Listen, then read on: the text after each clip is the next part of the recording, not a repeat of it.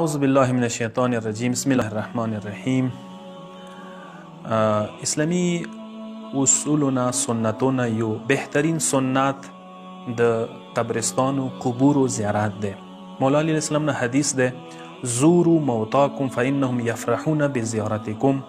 تاسو د خپلو مردگانو قبرو زیارت وکوئ، ویر شوي هلتې چکر په لګوئ، هغوی تاسو زیارت نه، تاسو تاګ نه، تاسو چکر نه هلتې تللي نه خوشحالیږي. څو نکتې ذکر کوم دې حوالې سره. یوه نکته دا دی چې مستحبه دی چې انسان کله نه کله قبرستانو چکر ولګوي، هلتې زیارت وکړي د قبرونو، خصوصا جمعې شپې و جمعې ورځې ډېره مستحبه دی. دویمه نکته دا دی چې مستحبه دی چې انسان قبرستان ته لاړ شي، قبور باندې سلام وکړي. دې طریقې سره السلام علی اهل الدیار من المؤمنین والمؤمنات.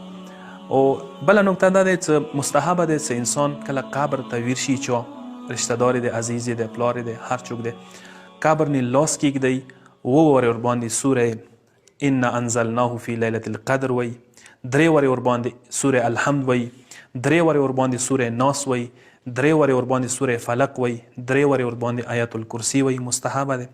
دین علاوه مستحبه دی چې انسان کوم قبرو ته ویر شي، هغوی دپاره خدای نه د رحمت طلب وکړي، مغفرت طلب وکړي، بخشش طلب وکړي.